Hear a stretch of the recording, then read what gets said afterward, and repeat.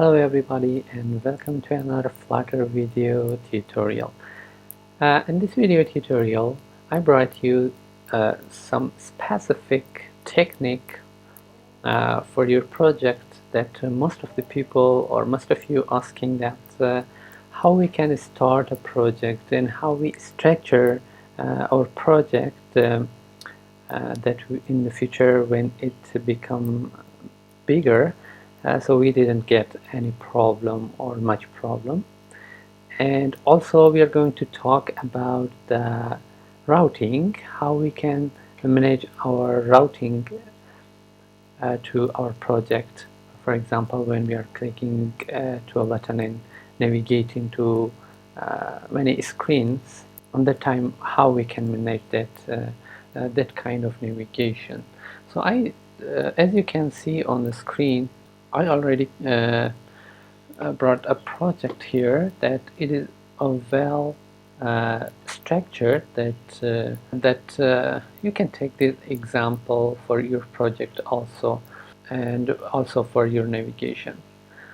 So first of all, I'm going to say that when you are going to create a project, so we have only this lib folder. Inside this lib folder we have a main dot class. So the other screens or the other functionality of our app depends on us, and we have to separate the codes that can be separated in multiple classes. For example, as you can see in the lib folder, there are two folder I created. For example, one is components and the other is screens, and one other file is the constant. So when you have a project, you can separate them to screens, to components, and to constant and other also. So let's go to this screen. I'm going to show you. This is a chat app. So in chat app, inside the screen we have the chat screen, the login screen, and the registration screen, and the welcome screen. So it means that all of our screens are located in this folder named screen.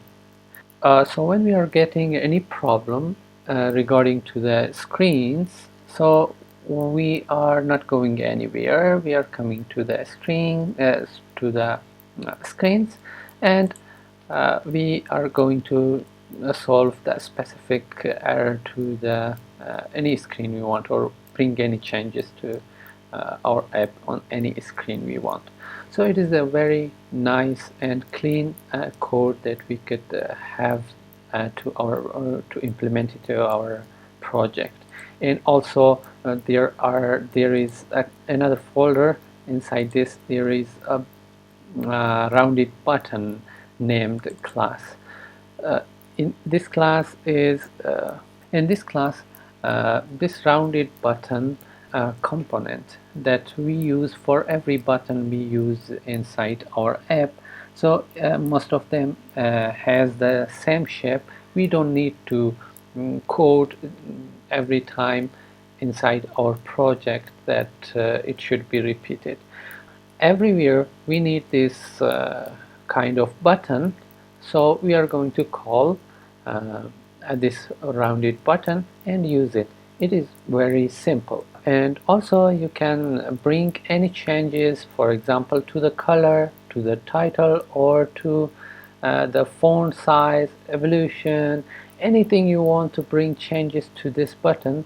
Once you can bring changes to all your button inside your project. It means you have a very convenient way that solving the problem or bring changes to your app.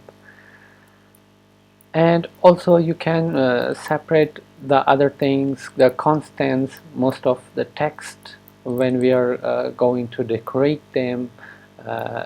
So you can use a separate class and you can make constants and name them, and you can use them inside your project that you build. when you bring changes to one of them here at once, you could change the whole, for example, colors or the whole size of your text in your project.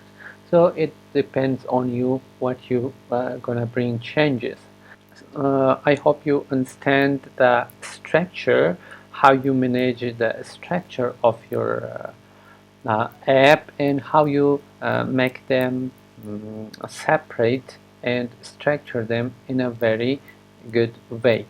So guys, in the next video I'm going to tell you how to navigate and how to make a very nice navigation methodology that it should work perfectly for your project or your small project, even middle and big project. You can implement this kind of navigation that we will talk on the next video. So thank you for watching till here. So see you guys.